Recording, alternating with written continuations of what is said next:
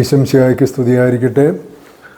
രാമനാഥപുരം രൂപത വിശ്വാസ പരിശീലന വിഭാഗത്തിൻ്റെയും മാധ്യമ വിഭാഗത്തിൻ്റെയും ഒരു സംയുക്ത പരിശ്രമമാണ് ഈ ഡിഡാക്ക്. അതിൻ്റെ അടുത്ത ഭാഗത്തേക്ക് നിങ്ങളെല്ലാവരെയും ഞാൻ ഈ സ്നേഹപൂർവ്വം സ്വാഗതം ചെയ്യുകയാണ്. ഇവിടെ പറയുന്ന ചോദ്യങ്ങൾക്ക് എനിക്ക് സാധിക്കുന്ന രീതിയിലുള്ള ഉത്തരം പറയുക എന്നുള്ളതാണ് എൻ്റെ കർത്തവ്യം. അതനുസരിച്ച് കഴിഞ്ഞ പ്രാവശ്യത്തിന് തുടർച്ചയായിട്ട് വന്നിരിക്കുന്ന ചോദ്യങ്ങളാണ്. ഒന്ന്, ആദ്യമായിട്ട് എനിക്ക് നിങ്ങളോട് പറയാനുള്ളത് ചോദ്യം ഇതാണ്: എന്തുകൊണ്ടാണ് ഔസേപ്പിതാവിൻ്റെ മരണം രഹസ്യമായി കണക്കാക്കപ്പെടുന്നത്? And why is not mention in the Bible about his death? ഔസേപ്പിതാവിൻ്റെ മരണം രഹസ്യമായി സൂക്ഷിച്ച് ബൈബിളിൽ അതിനെക്കുറിച്ച് പറയുന്നില്ലല്ലോ എന്നാണ് ചോദ്യം. നമുക്കറിയാം, ബൈബിൾ എന്ന് പറയുന്നത് കത്തോലിക്ക പ്രബോധനം അനുസരിച്ച് എഴുതപ്പെട്ടതും എഴുതപ്പെടാത്തതുമായ ഒരു വേദപുസ്തകമാണ്, വിശ്വാസ ഗ്രന്ഥമാണ്.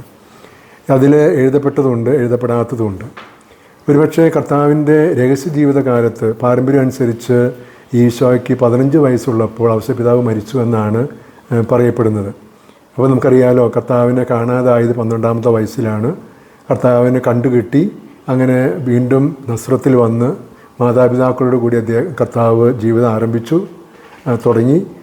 അത് കഴിഞ്ഞ് ഈ കർത്താവിന് 15 വയസ്സുള്ളപ്പോഴാണ് ഔസേപ്പിതാവ് മരിച്ചതെങ്കിൽ സ്വാഭാവികമായിട്ടും അവിടെ ജെറുസലത്തിൽ നിന്ന് 12ാം വയസ്സിൽ കർത്താവ് തിരിച്ചു വന്ന് മാതാവിനോട് ഔസേപ്പിതാവിനോട് കൂടി ജീവിക്കുന്ന കാലഘട്ടത്തിലായിരിക്കണം ഔസേപ്പിതാവ് മരിച്ചിട്ടുണ്ടാകുക. ലൂക്കായുടെ സുവിശേഷത്തിലും മത്തായിയുടെ സുവിശേഷത്തിലുമാണ് കർത്താവിൻ്റെ ബാല്യകാല ജീവിതത്തെക്കുറിച്ചൊക്കെ പറഞ്ഞിട്ടുള്ളത്. അപ്പോൾ ആ ബാല്യകാലത്താണ് ഔസേപ്പിതാവ് മരിച്ചത്. അപ്പോൾ അതുകൊണ്ട് ബൈബിളിൽ തെസ്സലോനിക്കർക്ക് പൗലോസ്ലീഹ എഴുതിയ 2ാമത്തെ ലേഖനത്തിൽ 2ാമത്തെ അധ്യായം 15ാമത്തെ വാക്യം നമ്മളിതുപോലെ വായിക്കുന്നുണ്ട്: ഞങ്ങൾ നിങ്ങളെ വചനം മുഖേനയും എഴുത്ത് മുഖേനയും പഠിപ്പിച്ച പാരമ്പര്യങ്ങളെ നിങ്ങൾ കാത്തു സൂക്ഷിക്കണം. ഇങ്ങനെ ലിഖിതവും അലിഖിതവുമായിട്ടുള്ള പാരമ്പര്യങ്ങളുടെ വെളിച്ചത്തിലാണ് സഭ ഇന്നത്തെ പ്രബോധനങ്ങളൊക്കെ ക്രമീകരിച്ചിട്ടുള്ളത്.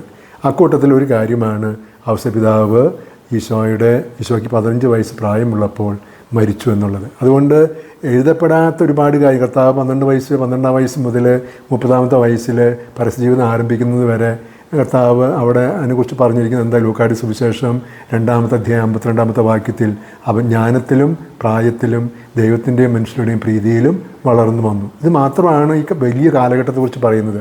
അതിനിടയ്ക്ക് സംഭവിച്ചതായിരിക്കും ഔസേപ്പിതാവിൻ്റെ മരണം. അതുകൊണ്ടായിരിക്കും ഒരുപക്ഷേ പ്രത്യേകിച്ച് ഔസേപ്പിതാവിൻ്റെ മരണത്തെക്കുറിച്ച് നമുക്ക് ബൈബിളിൽ കാണാൻ സാധിക്കാത്തത്.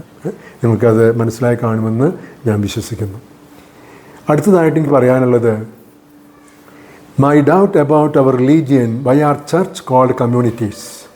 സഭ എന്ന് പറയുന്നത്, ചർച്ച് എന്ന് പറയുന്നത് നമുക്കറിയാം, ഗ്രീക്ക് ഭാഷയിലെ എക്ലേസിയ എന്നുള്ള പദത്തിൽ നിന്നാണ് നമ്മൾ ഈ സഭ അല്ലെങ്കിൽ ചർച്ച് എന്നുള്ള വാക്കൊക്കെ വരുന്നത്. അതായത് ക്രിസ്തുവിൽ വിളിക്കപ്പെട്ടവരുടെ സമൂഹം, ക്രിസ്തുവിലുള്ള വിശ്വാസത്തിൽ ഒന്നാക്കപ്പെട്ടവരുടെ സമൂഹം, അതാണ് സഭയ്ക്ക് കൊടുക്കുന്നത്. അതുകൊണ്ട് അപ്പോൾ കമ്മ്യൂണിറ്റീസ്, എക്ലീസിയാസ്റ്റിക് കമ്മ്യൂണിറ്റീസ് എന്ന് പറഞ്ഞ് ഉദ്ദേശിക്കുന്നത് സഭ തന്നെയാണ്. പ്രത്യേകിച്ചും കത്തോലിക്ക സർക്കിളിൽ സാധാരണ ഉപയോഗിക്കുന്ന വാക്കാണ് കത്തോലിക്ക സഭ അല്ലെങ്കിൽ സഭാ സമൂഹം. അത് പല തട്ടുകളും നമുക്കറിയാം. ഏറ്റവും ചെറിയ സമൂഹം എന്ന് പറയുന്നത് ഡൊമസ്റ്റിക് ചർച്ച്, അപ്പോൾ കുടുംബ സമൂഹം. അത് കഴിഞ്ഞ് കുടുംബ കൂട്ടായ്മയുടെ സമൂഹം, പല കുടുംബ കൂട്ടായ്മകൾ ചേർന്നുള്ള ഇടവക സമൂഹം, അതുപോലെ തന്നെ പല ഇടവകൾ ചേർന്നുള്ള രൂപതാ സമൂഹം, പല രൂപതകൾ ചേർന്നുള്ള വ്യക്തിസഭ സമൂഹം, നമ്മുടെ സീറോ മലബാർ സഭ പോലെ പല വ്യക്തിസഭകൾ ഒരുമിച്ചുള്ള കത്തോലിക്ക സഭ, സാർവത്രിക സഭ, അതിനെ നയിക്കുന്ന പരിശുദ്ധ പിതാവ് ഫ്രാൻസിസ് മാർപ്പാപ്പ. അപ്പോൾ നമ്മുടെ കൂട്ടത്തിൽ എപ്പോഴും പറയുന്ന കമ്മ്യൂണിറ്റീസ് അത് ഉദ്ദേശിക്കുന്നത് കർത്താവിലുള്ള വിശ്വാസത്തിൽ ഒന്നാക്കപ്പെട്ട സമൂഹം എന്നുള്ള അർത്ഥത്തിലാണ്. അപ്പോൾ അതുകൊണ്ട് അതാണ് ഈ സഭ അല്ലെങ്കിൽ കമ്മ്യൂണിറ്റീസ് എന്നൊക്കെ പറയുമ്പോൾ ഉദ്ദേശിച്ച സമൂഹങ്ങൾ, കർത്താവിൽ ഒന്നാക്കപ്പെട്ട സമൂഹം, കർത്താവിനെ കേന്ദ്രീകരിച്ച് വളർന്നു വരുന്ന കർത്താവിലുള്ള വിശ്വാസത്തിലും കർത്താവിൻ്റെ പ്രബോധനങ്ങൾക്കനുസൃതമായിട്ട് ജീവിച്ച് മുന്നോട്ട് പോകുന്ന സമൂഹം, അതാണ് എക്ലേസിയ എന്ന് പറയുമ്പോൾ അല്ലെങ്കിൽ ചർച്ച് അല്ലെങ്കിൽ കമ്മ്യൂണിറ്റീസ് എന്ന് പറയുമ്പോൾ ഉദ്ദേശിക്കുന്നത്.